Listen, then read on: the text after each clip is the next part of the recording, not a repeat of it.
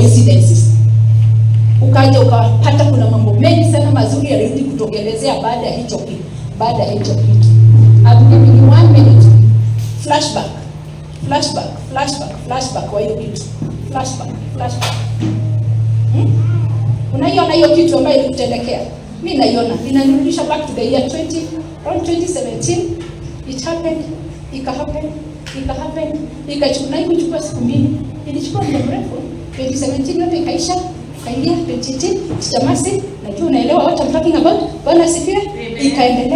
Ikaendelea lakini baadaye hiyo kipindi cha silence kikaja kaisha na Bwana akaja akaongea. I want to speak to you. It's not that you are not in God. Si kwamba umetoka katika uwepo wa Mungu, ungali uko pale. But things are happening. The more you pray, the more vile ambavyo unaona Mungu hakuongeleshi, unamtafuta na kuuliza, God, what are you speaking? Why are these things happening to me? What is happening? Nothing. Praise be to God. Amen. But for sure ukijiexamine, you are still in the will of God. Unaona hujatoka kando. Unajua kuna wakati saa vile unapata mambo unaanza kufikiria, did I do something wrong? Am I out of God's will? Ukiangalia unaona inaweza kuwa nilifanya. Lakini hii ukijipima, acha niseme ukitumia kafiro unasikia unaona uko katika laini ya Bwana. Bwana asifiwe. Na saa hizo Bwana amenyamaza. There's nothing that is happening. Praise be to God. Bwana anakuongelesha katika huo wakati. Bwana asifiwe. Kuna mambo matatu huwa yanatendeka during that God silence. Bwana asifiwe. During hiyo silence ambazo Mungu ako pale na haongei his will, kuhusu anakuanga the fasting. He's working on you as a vessel. He's working on you. Bwana asifiwe. Niwacheni niwaambie. Let me just confess. Usiagwa naye nilisiagwa. Bwana asifiwe. All those virtues, hizo mambo mbaya zenye Bwana alikuwa ananiona nikiwa nazo, hizo nazo zilisiagwa. Bwana asifiwe. Alinitendea kazi. Bwana asifiwe. Alinitendea kazi during that silence. But it's only far much later. Sikuwa najua. For me it was such a confusion. It was so painful. Nilikuwa nashangaa, Mungu, what is not happening? But the Lord was working on me. Me as a vessel. He was working on me as a vessel. Ushaipata wakati ambapo unasuguliwa ili kwamba kitu kizuri kitoke katika mahali pale. Bwana asifiwe. You should, during that time, that vessel is not ready to be used. Haiko tayari kutumika.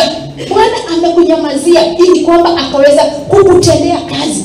All those vices, zile characters ambazo anaona uko nazo that are not right before him, anapata kuziondoa. Praise be to God. During that time, it is that time you can actually, from the Bible you can see, during the time after God spoke kuhusu kuzaliwa kwa Yesu through the angels. Praise be to God. Alikuja akanyamazia Yesu. Praise be to God, until he was 30 years.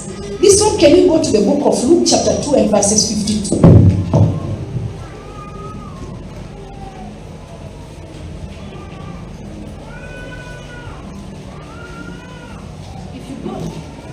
If you go to the book of Luke chapter 2 and verses 52, we see after Jesus was born, he was not ready to be used as a vessel. He had to be given time to grow. Praise be to God. He had to be given time to grow. Bwana asifiwe. Wakati huo wote Yesu hakusikia sauti ya baba yake. Alinyamaza for the next 30 years. We see God speaking about Jesus during his baptism. Praise be to God. And during that time, if you go to that book of Luke chapter 2 and verses 52, it says, and Jesus increased in wisdom and stature and in favor of God and men. Bwana asifiwe. Huo wakati ambapo Bwana amekunyamazia about his will upon your life, anakupatia hekima ingine ambayo si ya kawaida, unapata katika neno, anakukuza. Praise be to God.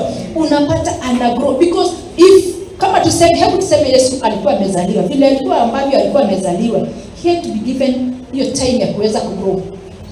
Sababu Bwana alitaka kutuonyesha kama mwanadamu, this is so he had to go just like the normal life.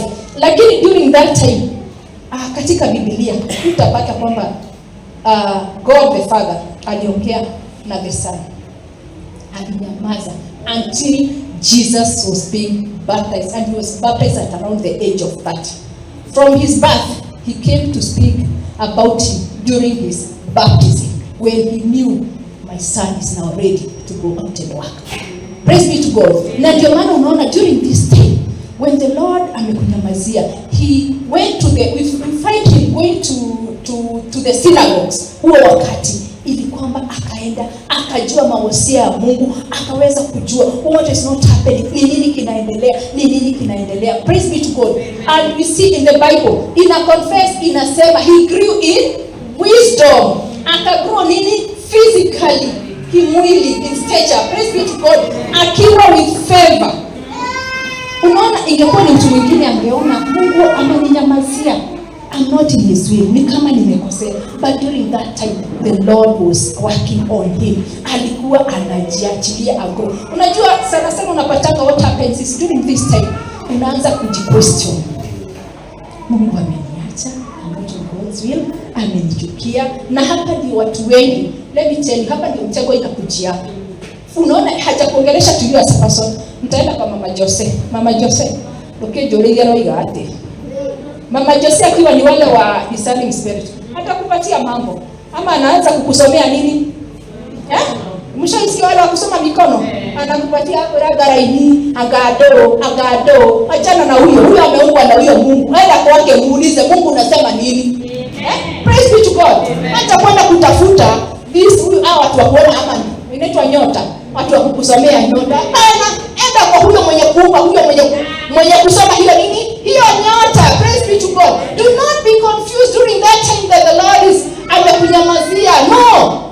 Just interpret these things. Remember, the Lord is working on me as a vessel. This is what I'm trying to, ili kwamba usije ukaanguka katika yale majaribu ya kuanza sababu this is where many people unapatanga wanapotelea. Bwana asifiwe. Nitaenda kutafuta nyota. Kama ninajua bado ningali niko kwa uwepo wa Mungu. Ninangoja Bwana, ninajua kwamba ameninyamazia. He's working on me. Sitakuwa na ile mbio ya kukimbia kwenda kutafuta anasema nini. Sitaenda kuombewa. Na hapa ndio unaanguka, watu wengi wanaangukia majaribu. Bwana asifiwe. And I know because unapatanga mambo mingi inakuwa imekupush. Unaona, I know. Anasema nini? Unatoka hapo kwa huyo ni kama hajasema mzuri, unakimbia kwa mwingine. Unaona, that is where please understand that silence of God, that kwamba he's working on you. I want to go to check, tuangalie pole the life of one person, mwanadamu ambaye alikuwa anaitwa Yusufu. Praise be to God. If you go to Genesis, I'll try my level best nitumie ule muda ambao nimepewa. If you go to the book of Genesis chapter 37, up verses 5. Praise be to God. Tunaona Yusufu akiota ndoto. Praise be to God. Na baada ya Yusufu kuota ndoto, akaambiwa hiyo ndoto ilikuwa inaonyesha kwamba atakuja kuwa mfalme much later. Praise be to God. And during that time, ukienda kwa hiyo Genesis chapter 37 hapo 5. Chapter 37 5 and 9 inasema, and Joseph dreamed a dream and he told his brethren and they hated him yet the more. Tunaona Yusufu akiota ndoto. Baada ya kuota ndoto kanyamaziwa. Bwana asifiwe. Kanyamaziwa. Kutoka hapo sababu ile chuki tunaangalia, ukiendelea kusoma kwa hiyo kitu Aisha had that time, ilikuwa inaonyesha kwamba baada ya hapo we know what happened to Joseph. Tunaona Yusufu akarushwa ndani ya shimo. Na the prince. Unaona tu, acha tuanzie twende tu step by step. Kindly nitaomba like around 5 more minutes nitaongeza. Bwana asifiwe, ili kwamba tuweze kuenda vizuri kwa hii kitu. Bwana asifiwe. Haya, wakati ambapo Yusufu aliota ndoto, tunaona alianza na kuchukiwa. Hapo verses 5. Aliota ndoto akakuja akamwambia. Mnaona kwenye masaibu yake imeanzia. Kuota ndoto ni Mungu alimuongelesha. Sawa?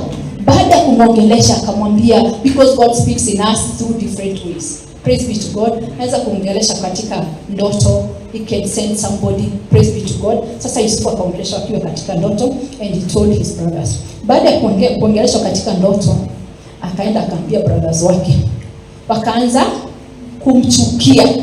Vile walianza kumchukia, nilikuwa ninaangalia, ninasikia kucheka, nilikuwa najiuliza, wewe Mungu ambaye ulipatia hii ndoto, si ungekuja utete? Mungu akanyamaza.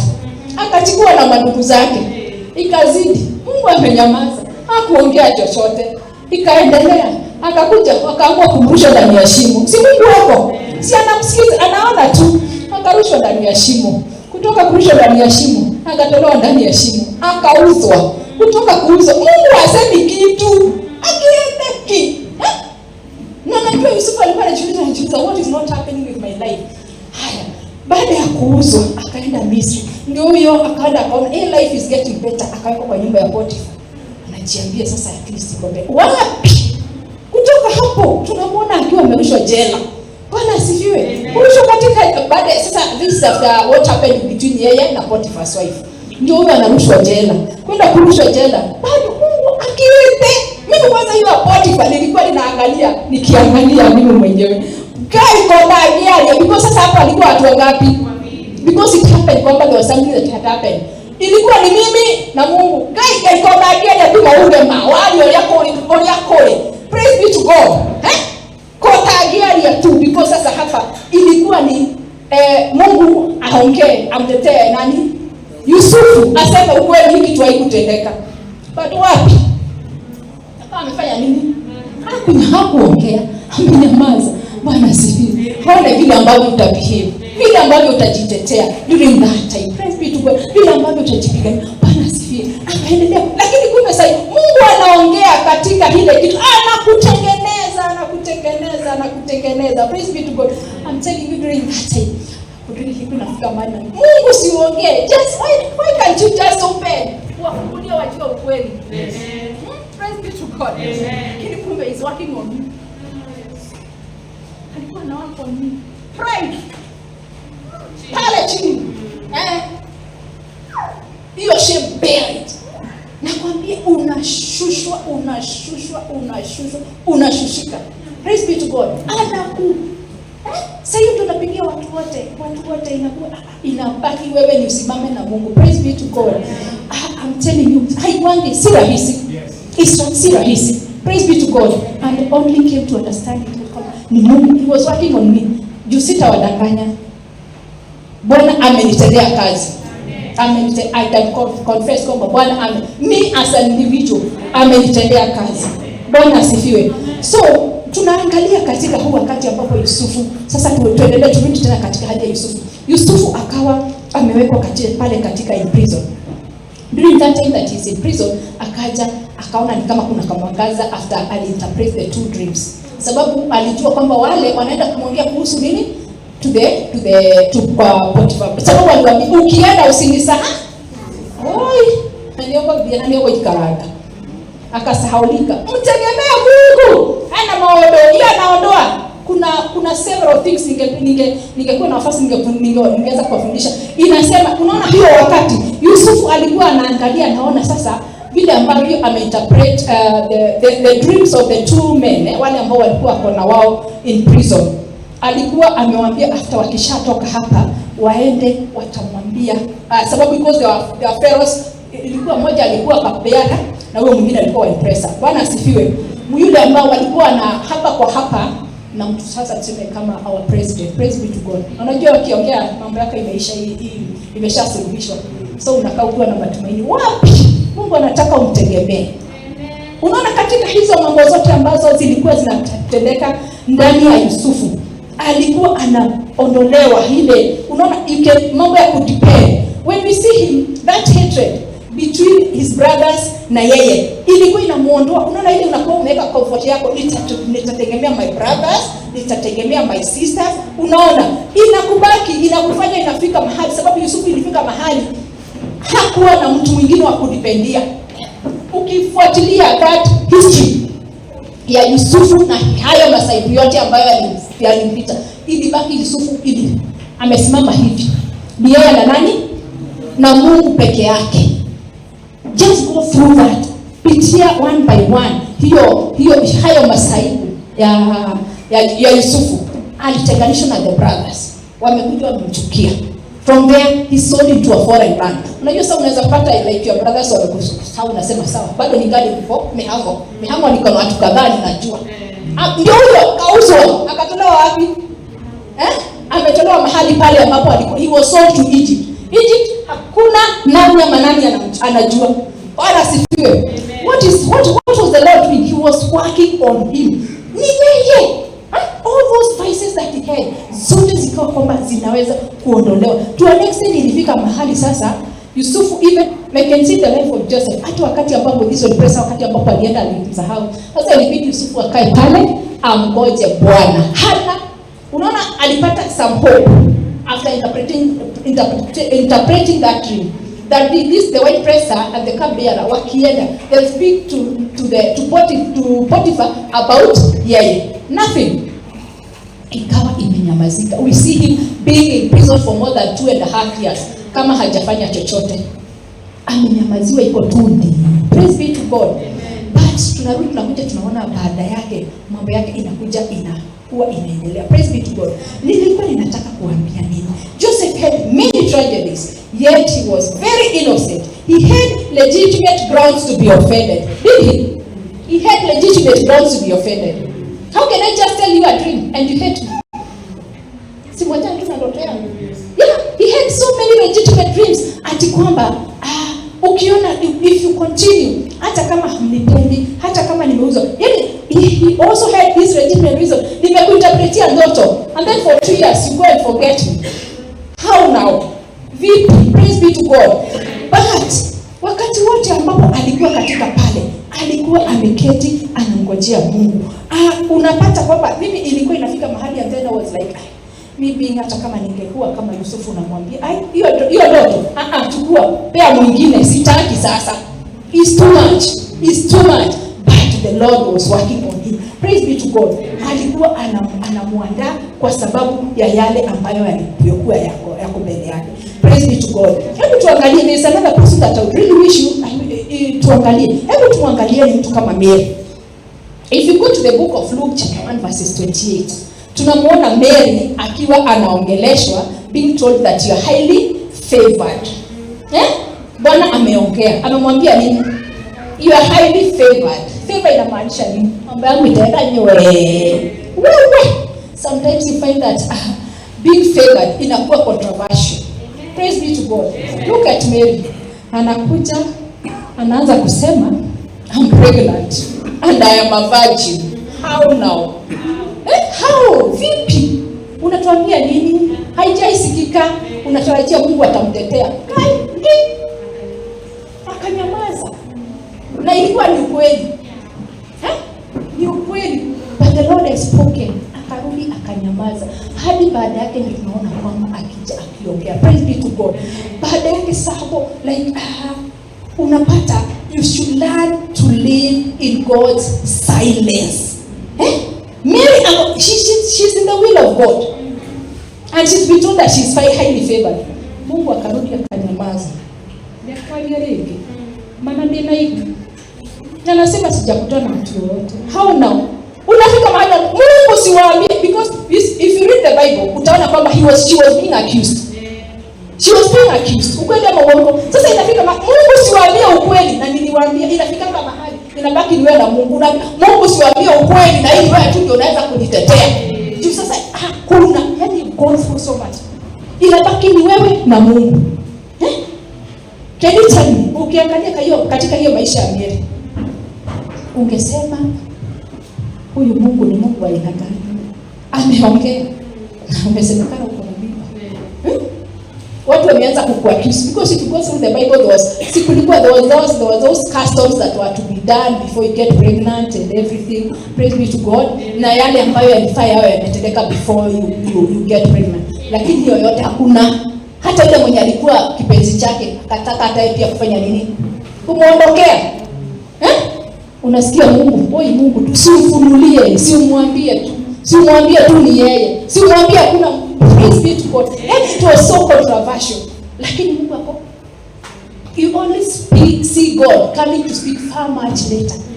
Praise be to God. Amen. Katika ule huo wakati, si ati kwamba mbele alikuwa amekosea.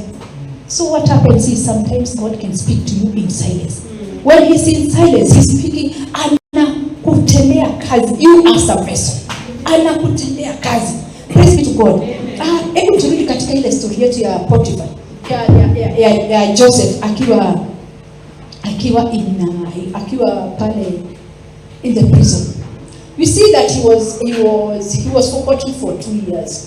But let me tell you, during that time ambapo Bwana amekunyamazia, ambapo hajaongea, praise be to God. Tunapatanga, if you still remain in God's will, a season itakuja, itaisha, and he will speak. Na akiongea, hakuna mtu hatajua kwamba Mungu ameongea. Praise be to God. Hakuna ambaye hatajua, as long as katika yale mambo ambayo unapitia, you don't come out of the will of God.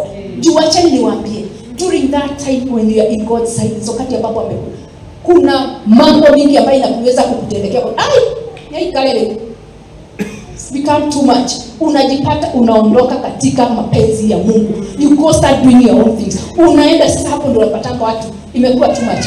Unajipata mtu ameingia kwa uganga. Na ni Mungu alikuwa amenyamaza. Umeenda kutafuta hao watu wanaitwa hao watu wa waganga, unatafuta diviners nini. At the end of the day unajipata during that season. Tuseme maybe it was maybe like a period of maybe 2 years or 1 month.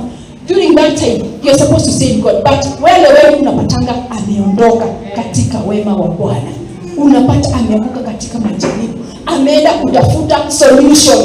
Na solution anaenda kutafuta ni kwa sababu anataka kusikia Mungu anasema nini, na saa hizo Mungu anakuongelesha wewe so loudly, but you're not getting it because hujajua why that during huo wakati what is happening. Praise be to God.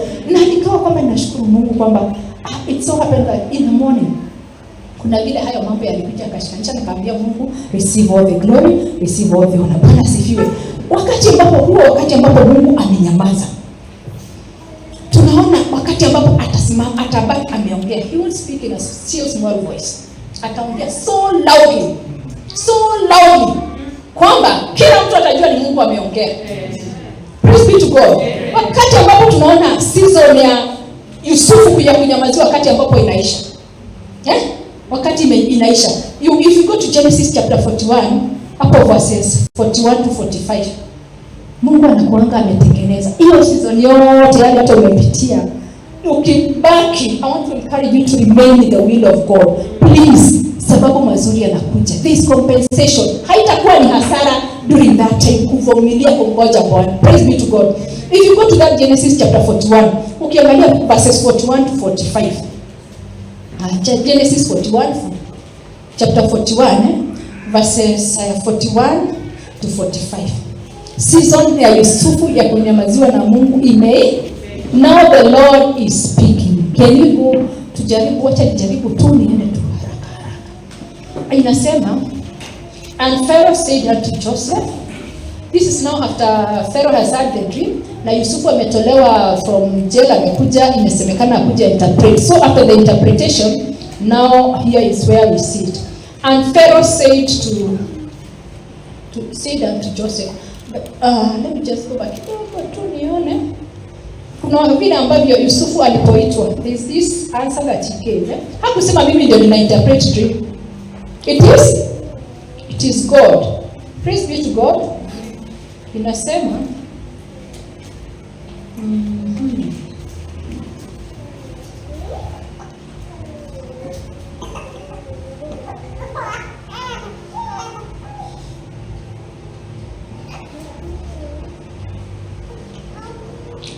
it is, and Joseph said unto Pharaoh, the dream of Pharaoh is one.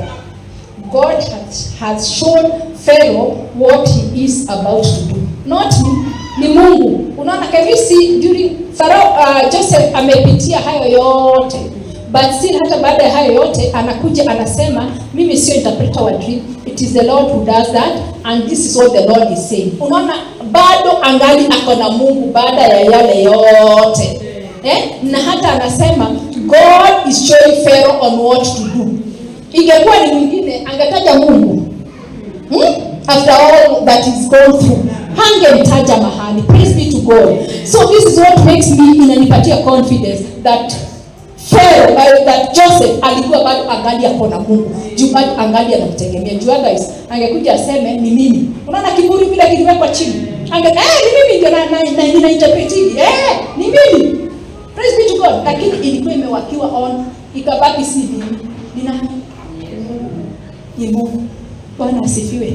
Na wakati ambapo tunaangalia, let us look at the compensation ambayo ilipokuja and restoration that came with wakati ambapo Yusufu aliitwa. Na inasema, let me just quote it. And Pharaoh said unto Joseph, see, I have set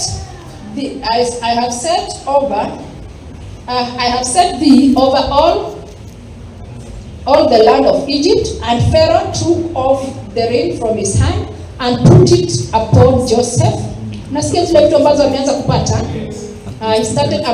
He's been set over the hand of Egypt, and he took off his ring from his hand and put it on Joseph's hand and arrayed him in the inventors of the fine linen, and put a gold chain about his neck, and he made him to ride in the second chariot which he had. And they cried before him, bow the knee, and he made him ruler over all the land of Egypt. And Pharaoh said unto Joseph, I am Pharaoh, and without thee shall no man lift up his hand or foot in all the land. And Pharaoh called Joseph's name Zaphanath Pareah, and he gave him to wife Asenath, the daughter of Potiphar's priest. And Joseph went all over the land of Egypt. Praise be to God. Hapo ni Mungu ameongea ama? Can you see how that season ends? Everything that maybe angefanya. Wife, sorry, hakulipa kitu. Bure. Not just any other wife. Potiphar, ukiangalia huyo msichana alikuwa was among, unaona wale priests wale ambao walikuwa wa Potiphar, alichukuliwa msichana akapewa. Praise be to God. Ndio amekuja akapatiwa gold. Akakuja, nani hakujua kwamba during that time akaja akainuliwa from nowhere akawekwa juu. Praise be to God. What I'm trying to tell you, unaona, na hata baada ya kuinuliwa, tuseme kama sahihi wewe uinuliwa tu hivyo, the Lord has not worked on you, the first person ungeendea ingekuwa nani? Inaitwa revenge. Inaitwa revenge. Ndio maana nawaambia Mungu alikuwa amemtendea. Sasa hizi nimekuwa mtu wa pili. Wewe impressor, acha nikutane na wewe. Ulinisahau miaka 2. Praise be to God. Mandugu zake ndio hao aenda wapate. Praise be to God. Ukisoma hiyo story yote, Yusufu alikuwa ameshushwa, akamalizwa hiyo yote. Praise be to God. Hata revenge haikuwa katika mawazo yake. Kama sahihi. Umepitia. Tuseme the Lord has not been working on you. Upate kacheo. Ni mwokozi na yeye. Nakuna ni ukonyo na. Wewe ulikuwa unanifanyia. Unaenda one by one. Lakini Bwana anakushusha, inaisha yote. Hata baada ya hayo mambo yote, hata uwezi fikiria, because the Lord has worked on you as a vessel. And now you are ready. Na wacha nikwambie, if you are not ready, utarudia pale. If the Lord wants you to go, uende pale. Utarudishwa pale. Hadi hiyo those, let them call they're called vices. Hadi zitolewe zote. Mimi nilifikia mahali nikaangalia hatutaniambia na ndio nimenyamaza. Nikamwambia Mungu, receive all the glory, receive all the honor. But see mchezo. During that time that the Lord is working on you, it is not easy. Praise be to God. It is not easy. But I want to tell you, wakati ambapo Bwana anakuongelesha, wakati ambapo Bwana anakunyamazia, it is good to interpret it. What is the Lord saying? Amenyamaza. Kuna kitu, he's working on me. Under this condition, what does he want me to learn about myself? Bwana asifiwe. Sababu atakushusha. All those vices. Praise be to God. Amisha hata tukienda tuangalie. Hiyo anakuondoa, ingine unapatanga anakuondoa. Umekuwa umetegemea binadamu. Hata kuondoka huo kwa hiyo kutegemea binadamu. Ubaki unamwangalia. Na atakupitishie hadi ubaki. Unaona kuna wakati ambapo kuna siku wakati mara nyingi tunacheka.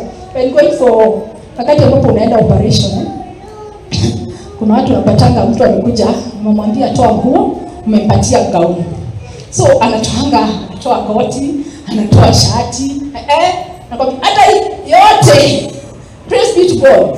Sasa mimi nilikuwa naangalia hiyo neno, ninaona Bwana akwa uraga kemwe wake. Kama tuseme umetegemea miguu yako, anamuondoa. Umetegemea brother, anaondoa. Each and every situation unabaki umesimama ni wewe na nani? In all your life, all around. Kama alikuwa anaona kuna some virtues, anakushepu wako. Anakugwara hadi unabaki vile ambavyo anataka. Praise be to God. Hiyo wakati ambapo amekunyamazia. He's shaping, he's working on you until that vessel is ready. Hiyo ndio wakati ambapo ataongea. Praise be to God. And until you are ready, hataongea. Until you are ready. Can you see? Ukiangalia hata wakati ambapo ukiangalia hiyo season ikiisha, I'm telling you utakuja utajua kwamba ni Mungu alikuwa anaongea. Look at Jesus. After all that time, alipitia mambo mengi. Wakati ambapo alipokuja kubatizwa, what happened? Bwana, sauti ya Bwana ikatoka kutoka juu. Season yake imeisha.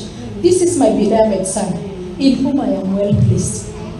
Msikizeni. Bwana asifiwe. Sababu season yake ya kugrow in wisdom, in stature, imemature. Praise be to God, imefika. Praise be to God.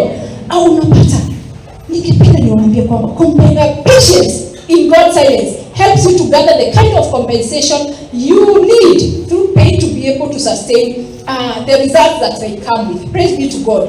It creates a memory bank of what you've been through, and the memory helps you not to give up easily. It pushes you harder, and then also so that whatever you get, hutaiachilia kwa urahisi. Praise be to God. Ukiangalia kama sasa sisi, there are some who came from a family ambayo you've gone through so much ili kwamba ikifika mahali hatunafikiria kurudi nyuma.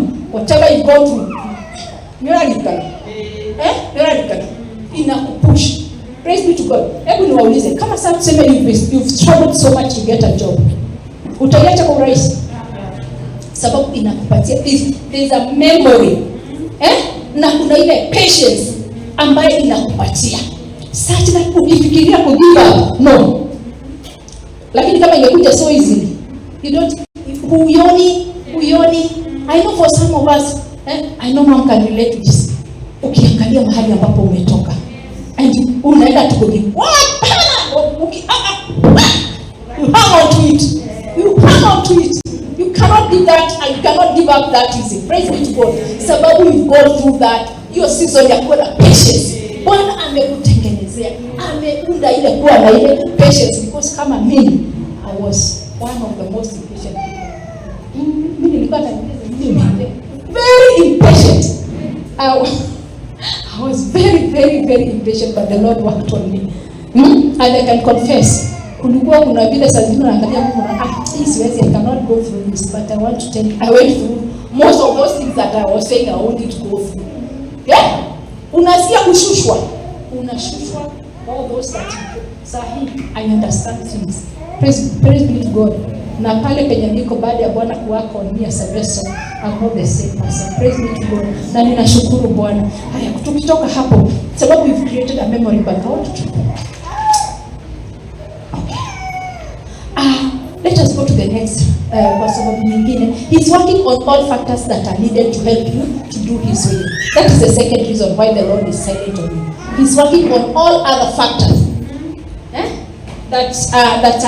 that are needed to help you to do his will. Praise be to God. You see that God's will is accomplished through the synergy of many people and many other factors. He's at the far end. Wewe uko hapa, yako kule mwisho, anahakikisha mambo anatengeneza. Praise be to God. Nikawa ninaangalia wakati ambapo my sister alikuwa anaongea kuhusu the bag of joy. It was orchestrated kwamba ingebidi Yohana achelewe kuzaliwa ili kwamba kuja tengeneze njia ya Yesu. Praise be to God. Yohana akae huko kwanza, Elizabeth akae ngoje, hadi mambo yote ikuje tengenezeke, so that the life of Jesus ikikuja akuje aweze kusimama na kutengenezea Yesu njia. Can you imagine this? Had John the Baptist been born far much earlier kuliko Yesu. Can you see, unaona kuna inaitwa nini, kuna system ambayo ilikuwa inatengenezwa. Yohana akachelewa kuja kwamba kuzaliwa, alafu ilikuwa akuja atengenezee Yesu njia. Praise be to God. And during this time there was also something else that I was looking at. Unapata Mary alipata mimba. This one sitasoma. This one you get it in the book of Luke chapter 1 and verses 17, and then you utasoma chapter 3 verses 16 and hapo 21, but sitasoma kindly. Unaona Mary, she was a virgin, but tunaona kwamba very young, hata hajui mambo ya ndoa. Wakati ambapo anakuja na anaambiwa kwamba amepata mimba, she needed somebody to help her through the process. Anakuja anapatana na Elizabeth. Elizabeth has gone through a lot. Praise be to God. Na sasa pia what happens is unakuja unapata anatayarisha. Elizabeth amekuja pia naye amepata mimba just before Mary. Praise be to God. And I want to tell you this thing happened. What I was going through mahali ambapo nilikuwa naangalia kitu ninasikia, anyway, glory to God. Bwana asifiwe. Na during this time ukisoma unapata kuna vile ambavyo Mungu anaenda connect what called destinies. Ukiangalia when these two ladies met, huyu ni Mary ako na mimba, huyu ni Elizabeth ako na mimba. When these two people met, kuna vile destiny ilikuwa connected. If you read the Bible, utasikia hawa watoto wawili walivuka at the same time. What do you take that as? Is it a coincidence?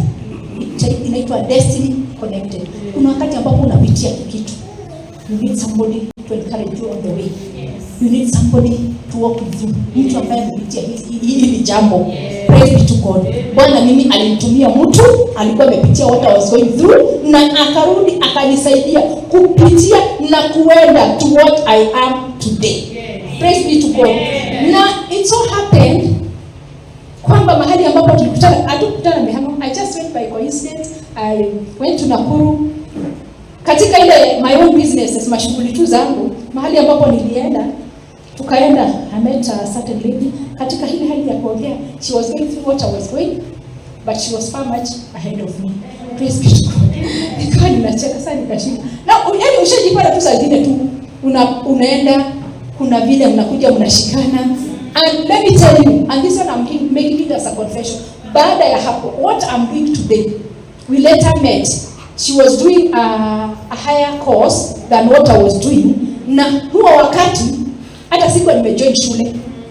And the funny thing ni kwamba baada ya hapo tulikuja tukapata hizi, tulipatana shule. Amekuja kuchukua cheti chake cha shule. Huko hata mimi nilikuwa ninasomea huko. Haunao. Na unasikia tumekutana Nakuru. Tunapitia the same thing. Tukakuja hata sikumwambia tu kwamba kuna mahali ninafikiria ama kuna mahali hata nasomanga. Only to come several years baadaye. Tukakuja tukakutana, amekuja kuchukua cheti chake na mimi pia nimekuja kuchukua cheti changu. One school in Nairobi now. Na nikienda Nakuru hata sikuwa nimejua that could be something that is. So I'm telling you what happens is that unapata kwamba unakuwa na ile destiny connect. Ukiangalia in that katika Biblia, tunaona kwamba during that time when Elizabeth and Mary met, Elizabeth was filled with the Holy Spirit. Ukisoma hapo Luke hapo verse 21 inasema and Elizabeth prophesied. She did what? Hakuwa ameprophesy hapo mwanzo. Alikuja wakati ambapo walipokutana. She did what? She prophesied. Na akasema kuhusu yale mambo ambayo na hiyo wakati akasema kuhusu the birth of Jesus na vile ambavyo na sasa hizo hata hapo ameongea na Mary, hapo amemwambia chochote. Praise be to God.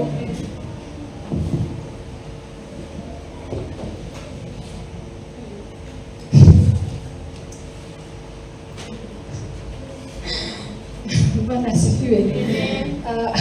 Tunaona destiny inakuwa connected. Just go to that book of Luke chapter 3 and verses 16 and 21. Utaona hayo.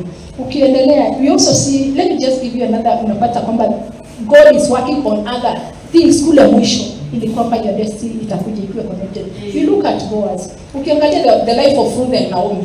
Ruth alipitia mambo mingi. Ndio huyo ametoka, Naomi amepitia akawa kuna vijana, akahama akaenda nchi ya Moab, ikawa kwamba ati hata bwana yake amekufa, akaambiwa rudi na that story of Ruth.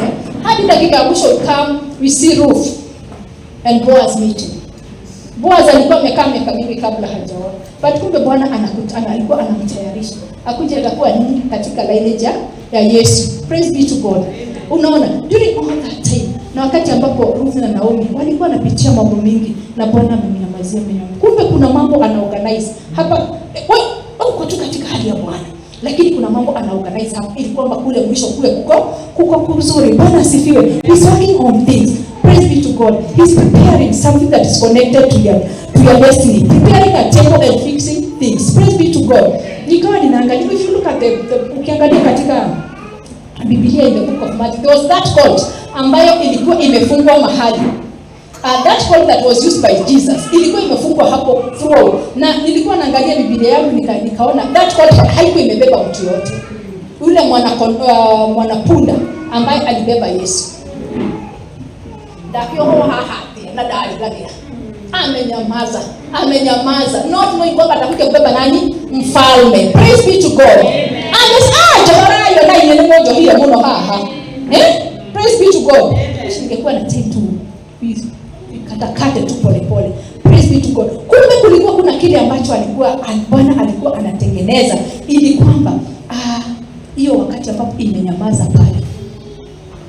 Utangoja tu. Yesu ndio hiyo bado angali anazunguka wakati wake kufika wa kuingia Yerusalemu bado the feast is being prepared, bado mambo haijaorganiziwa.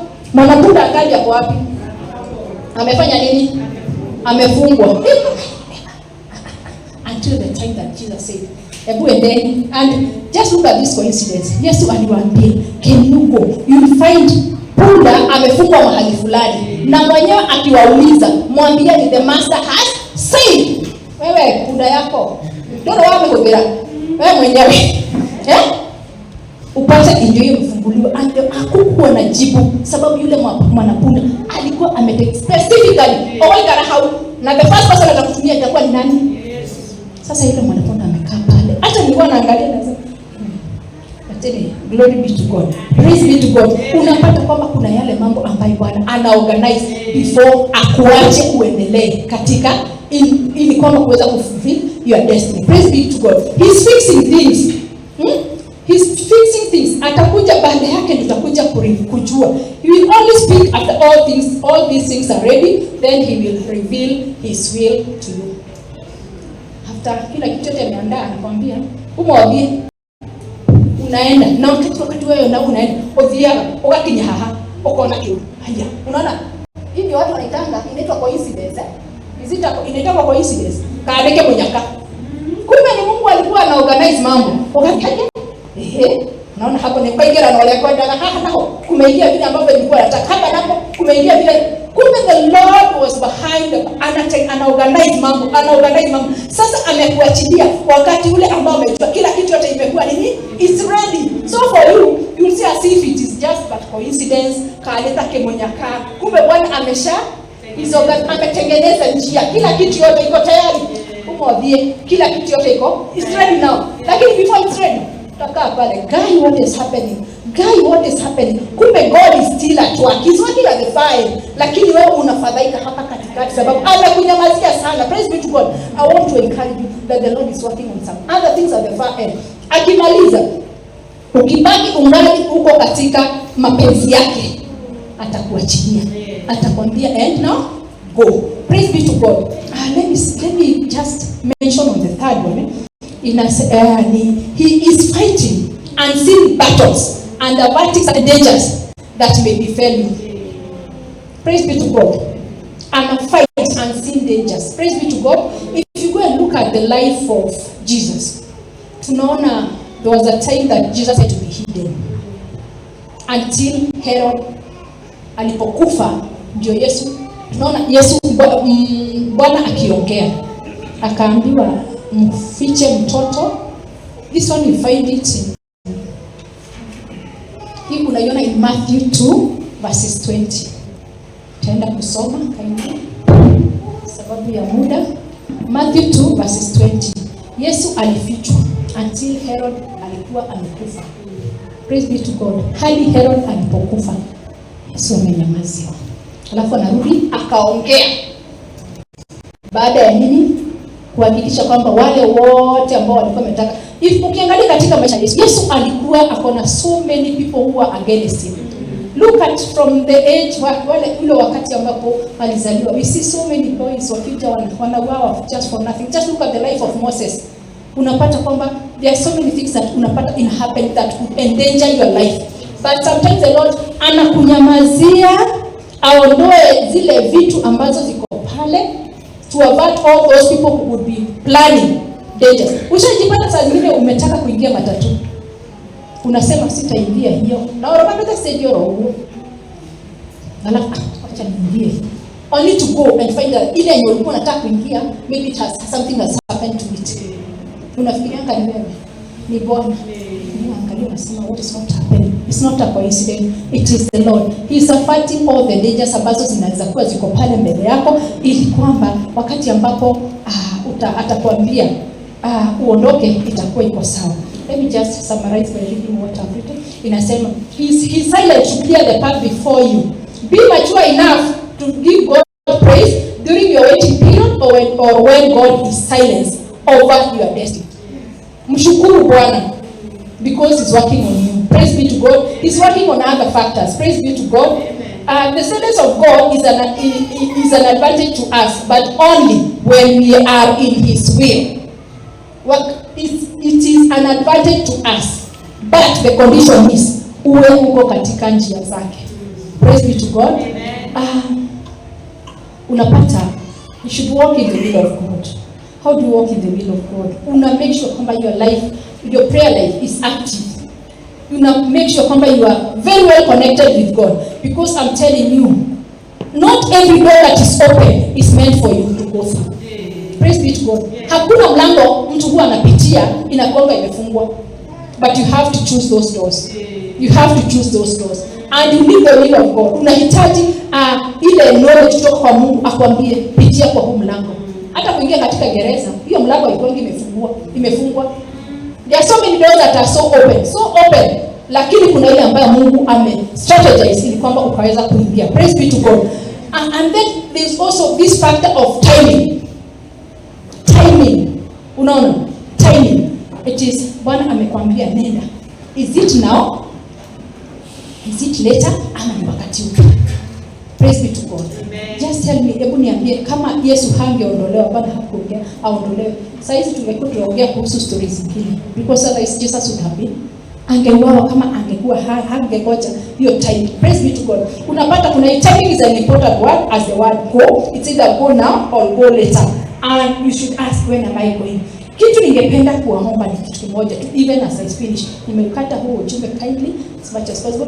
Pray for grace, for patience to stay at the place of God's will. Uombe ili kwamba Bwana akakupatia ile neema ya kuweza kungoja katika mapenzi ya Mungu. To stay at the place of God's will. Praise be to God. Because when you are in that will of God, kukaa kungoja si rahisi. I can tell you for sure, it's not that easy. Utapata kwamba kuna mambo mengi sana utapata kwamba yanakuumiza. Praise be to God. But when you know kwamba yes, I'm in God's will, niko katika mapenzi ya Bwana, unakaa ukijua Bwana anatengeneza. Sasa hizi utakaa ukijua kuna mambo matatu ambayo yanatendeka. Either ananiwakia mimi, he's working on the vessel so that he can have the best vessel, so that he can mature, so that he can be used of the Lord. Praise be to God. The second thing utaka ukijua kwamba he's working on other mambo mengine ambayo inatakikana kuwa yako tayari before I go. The third reason itakuwa ni he's averting all the dangers, mambo yote ambayo yanaweza kuwa kwamba yanaweza kunidhuru. But there is only one thing. Make sure kwamba you are still in God's will. During that God's silence. Hakikisha kwamba uko katika mapenzi ya Mungu. Hujaondoka, sababu kuondoka during that time, kuondoka katika mapenzi ya Mungu utakofushia kwa hilo. Yeah? During that time. But make sure kwamba you are still in God's will. Kwa nini? This verse and this one nitasoma despite the fact kwamba masaa yangu imeisha. In the book of 1 John, there is this verse that tunajua sana. In 1 John 5:14. Nilikusiwa tu. Nisome tu. In the book of 1 John chapter 5 verses 14.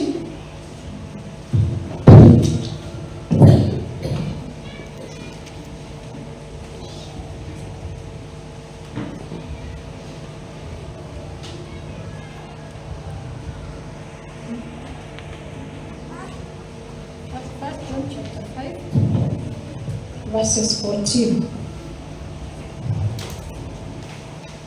And this is the coincidence that we have in him, that if we ask anything according to his will, he bears of us. And if you know that he hears us, whatever we ask, we know that we have the petitions that we desire of him. Nani akona, there is another version that is saying this. Hapo inasema nini?